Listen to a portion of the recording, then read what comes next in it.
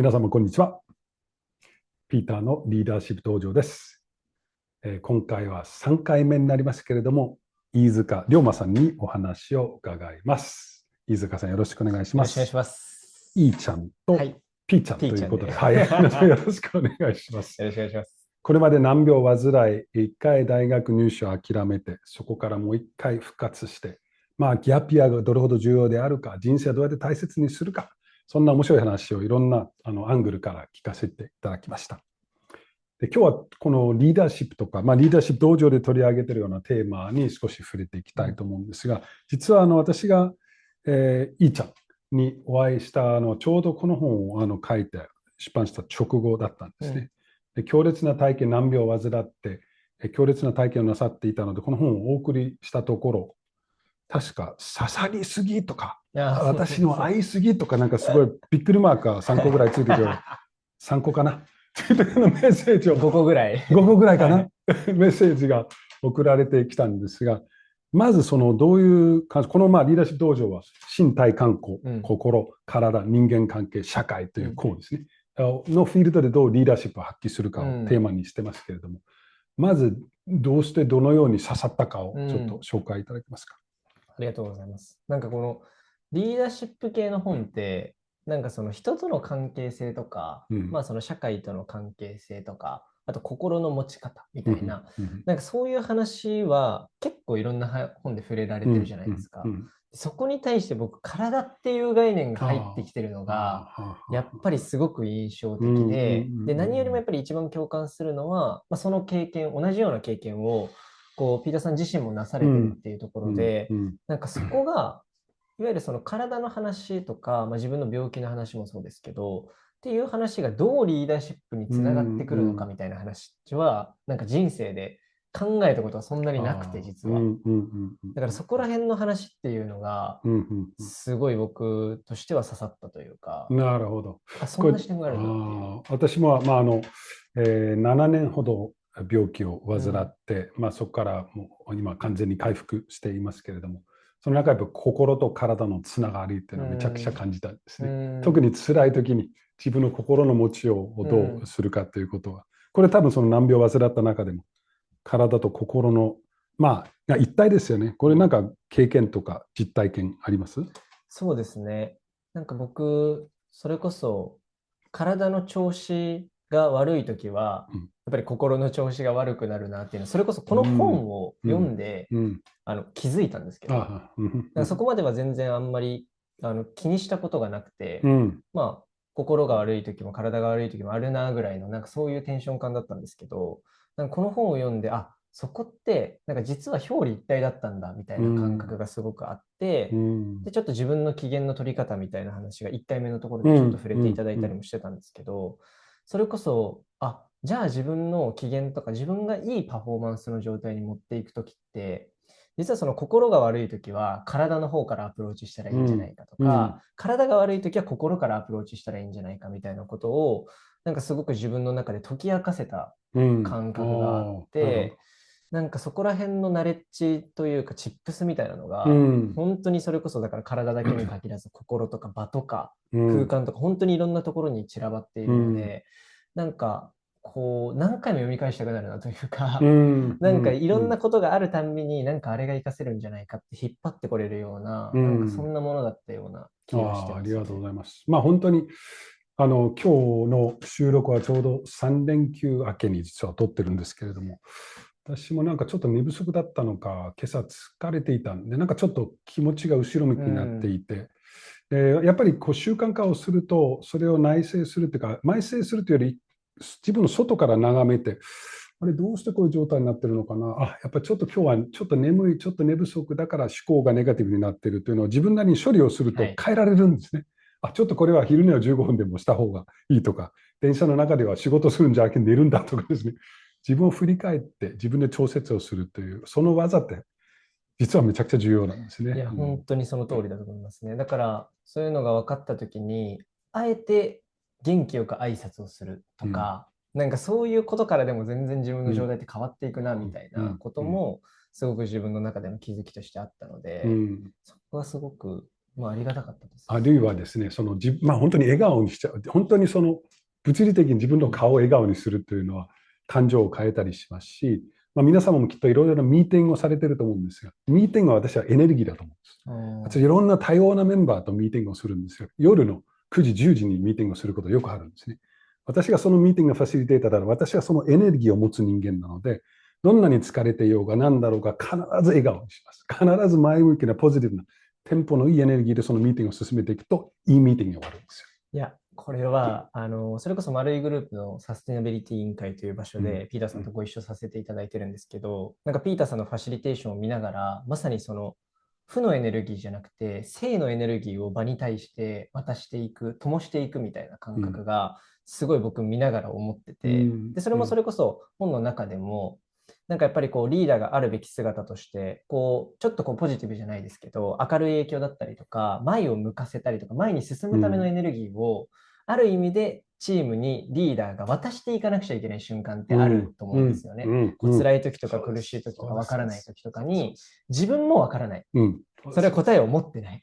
でも、そうです。これだと思うってうん。胸を張って言って、だから一緒にやってみようっていう、なんかそういうその自分が性のエネルギーをあえて発することによって、まあ、自分自身もそうですし、チームが勇気づうん。けられたりとか、活気づけられたりすることをリーダーはやらなくちゃいけない瞬間もあると思ってうん。て、うん。なんか僕結構ファシリテーターって場のつなぎ役とか、もちろんそういうものも多いとは思うんですけど、なんかある意味でその場を盛り上げていく時のリーダーということを考えた時に、ただ場をつないだりとか話をしうん。ていくだけうん。じゃなくて、そこに対してどれだけポジティブな影響をうん。与えられるかとか、場のエネルギーを高めていけるかっていううん。のは、うん。なんかうん。ファシリさすがだなと思っいて やいやいや、毎回勉でも本当にそ強してもらう。れ重要ですね。これは何も不思議系ではなくて、やっぱりエネルギーのフィールドがそこにあって、それをどう作っていくか、どううん、演出していくかという、まあ、これもリーダーシップ、チームのリーダーシップの一環ですが、イーちゃんは発射台ソーシャルという一般社団法人の中で、18歳の成人式という事業うん、をリードされてるんですよね。こはい。れが結構何年、4回目ぐらいが、4回目でこのすね。2026年に開催されるそうですが、その中でやっぱりリーダーシップを、その対人的なリーダーシップ、まあ、この本で言うと、カンのフィールド、人間関係のカンのうん、フィールドです。取られる場面もあるんでしょ？そうですね。この18歳の成人式という授業と、まあ僕たちのチームすごい特殊で、うん、うん、このイベントに対して正社員としてフルコミットするのは僕一人うん、で、他は業務委託のメンバーがほとんどだっうん、たりとか、まあ、あとはうん、大学生のメンバーがほとんどだったりっていう、結構この変なチームなんでうん、うん、うん、すよね。うん、だからこう、ちょっと急造チームじゃないですけうん、ど、うん、自分それうん、ぞれがそれぞれ別の場所に本職があったりとか、本当の仕事があうん、ったりとかしながらうん、集まってきて作ってるので、結構このリーダーシップをどう発揮するのかってうん、めちゃくちゃう難しくて、ん。何を一番学んだんですか？きっと失敗から一番学んだところもあるでしょうし、自分の過去の経験から学んだこともあるかもしれませんけそうですね。なんか本当にいろんなことを学んだんですけど。うん。ど、でもちょっとさっきの話ともつながるんですけど、なんかやっぱ覚悟を持つっていうのが おうおうめっおうおう。ちゃ大事だなと思っはいはいはいて、はい。なんかそのリーダーと呼ばれる人たちって、やっぱりその意思決定を求められることがうん。多いとうん。思うんですよ。うん。何かをうん。決めたりとか、あとはうん。うん。進むべき方向性を示したりとうん。うか、ん。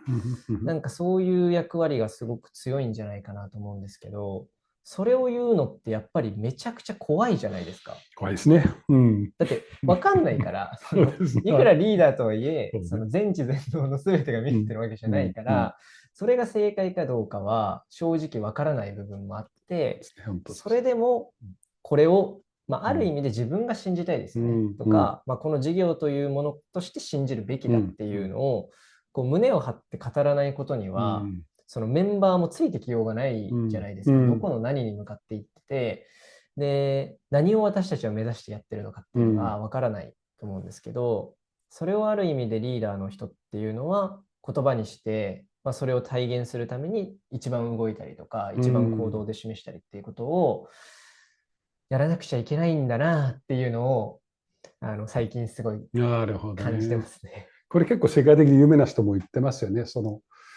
例えば、何でしょう、南アフリカ初の黒人大統領になったネルソン・マンデラも、うん。勇気とは恐れがない状態を言ってるのではないと。恐れにちゃんと対峙して前進するというようなことを言ってますけど、まあそういう小さな恐れ、大きな恐れあると思うんですが、その courageous って勇気があるということをそこにちゃんと対峙をして、もうそれでも一歩前に進むということですよね、きっとね。そうですね。で、うん。まあ、僕の、それこそさっきもお話ししたリーダーである三浦総一郎うん。という、うん。この発射台確かに。ソーシャルの代表の方がいらっしゃるんですけど、彼もまさにそういったタイプのリーダーで、うん。なんかこう何事かをこう決めて先が分かっているというよりかは、その悩みとか葛藤を抱えながらも、これだっていう道筋を見せて、うん。で、そこに向かって人たちをエンパワーメントして連れていくっていう、うん。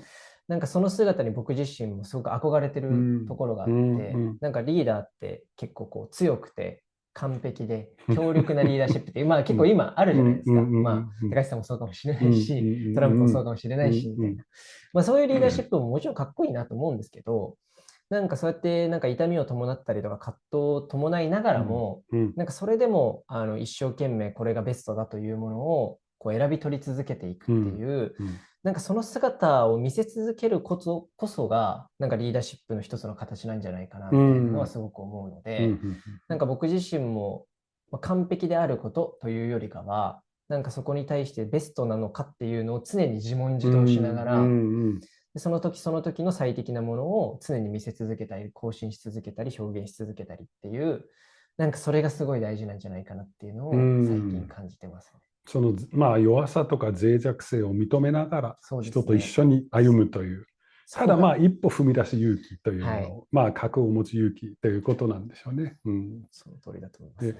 この本の中で、リーダーシップってもう一つそんなに一般的に触れられないのは、この公の部分じゃないかと思うんですね。うん、社会の部分うん、ですが、いーちゃんは、その発射台ソーシャルって、やっぱりこう、社会課題うん。に取り組む団体だったり、そういうものに惹かれているのは、どういう理由があるんですか？ありがとうございます。なんかこう、僕たちは結構明確にその社会課題っていうような言い方をそこまでしてうん、ないんですうん、けど、うん、うん、まあ、なんでかっていうと、どうしても、まあ、これはちょっと綺麗事かもしれないんですけど、社会課題とか課題って言ってしまうと、その課題を持ってる人と課題を解決する人で、どうしてもこの分断構造になってしまうみたいなうん、感覚が結構僕たちの中ではあったりして、なので、そういう人たちもひっくるめて一緒にその問うん、題を解うん、決したりとうん、か、一緒の目線で物事を考えうん、てどうにかでうん、きないかっていうのをこう上下の関係じゃなくて横の関係でっていうん、うのをすごく大事にしてるんですけど、だから結構こう一般的な社会起業家とか、なんかそういうところの NPO とか非営利組織とは、まあ、ちょっと僕たちの組織うは違うのかん、もうん、なと思っていうん、て、なんかそのスタンスというかあり方に僕自身がすごく惹かれうてるっていう部分ん、と、いいですね。うまあ、あん、とは僕自身がめちゃくちゃいろんな人たちに助けてもらってきたうん、ので、うん、そのうん、病気になったのもあうん、うって、ん、人より苦労も多くて、まあ、その中で先輩たちですよね。それこそピーターさん含めて、いろんな人たちに支えられながら自分が生きてるっていう実覚がすごくあるので、なんかそれをどうにか次の世代に渡していきたいうとか、次ん、の世代に恩送りしていきたい、恩返しをうしていきたいっん、ていう、いいですね。いいですね。なんかそういう感覚で今僕は領域で言うとこの社会課題解決みたいなああ、なるほど。ところに身を置いてるのかなとは思ってます。なるほど。いや、面白いですね。まあ、実は社会にガチで関わるというのは面白いという。うん、なんか社会が怖いとかめんどくさいとかややこしい、むずいじゃなくて、ガチでこう関わりに行くというのは面白い生き方かなという、そんな気もしますよね。うん。そうですね。だからこの18歳の成人式というイベントを通じても、なんかこの社会ってもちろん大きなものだけじゃなくて、一人一人の人との関係性からもうん。生まれたりもすうん。ると思うのうん。で、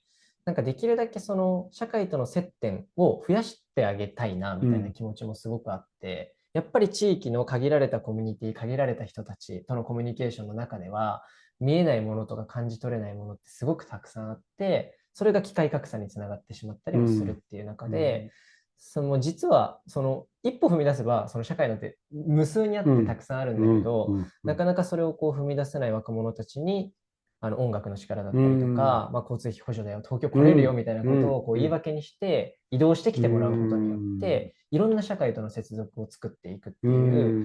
でそれが実はそれこそいろんな人との対話だったりとか関係性づくりだったりとか、まあ、リーダーシップの元になるようなものも作ることにつながっていくんじゃないかなみたいな感覚が僕たちはあって、まあ、うん。小さなリーダーシップって言ってるんですけど、そうですね。周りの、本当に身の回りの小さなことから一緒に解決したりとか、良くしていくっていう動きができないかっていう、大きなリーダーシップじゃなくて、そういう小さなリーダーシッうん。プがうん。世の中にたくさん広がれば、社会は絶対いい方向に向かうよね、みたいな、うんそういう考えを僕たちは持ってたりもするので、なんかそういう小さいリーダーシップを持った若者たちがたくさん増えてくれたらいいなっていう、なんかそんな思いでやってるイベントだったりも実はしますね。無数の社会があるとおっしゃったのは、はい。無数の社会があって未来も複数形であるというのはすごく大事なポイントかなと思いますし、最後におっしゃったのは思い出すのは仏教の一宮を照らす。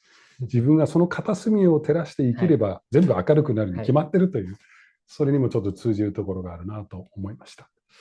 はい、3回にわたってまだまだ実は聞きたいところがたくさんありますけれども、ぜひ皆さんも飯塚龍馬さん、ネットで探してみてください。あるいは発射台ソーシャル、でもご活躍なので、どこかでまだ接点を持っていただけたら嬉しいと思いますし、またリーダーシップ道場続きますので、またどこかでぜひ、はい、遊びにいらしていただければと思います。ありがとうございます。はい、ありがとうございました。ありがとうございました。はい、皆様もご覧あるいは拝聴いただきありがとうございました。リーダーシップ道場は、YouTube で映像も配信しておりますけれども、ポッドキャストとしては Spotify や Apple Podcast などでも聞くことができます。このリーダーシップ道場というものは、世界の若手リーダー、特にグローバルサウスの恵まれない若手リーダーの育成にもつながっている活動です。マンスリーサポータープログラムなども用意しておりますので、よろしかったら概要欄をご覧いただければと思います。それではまた次のエピソードでお会いしましょう。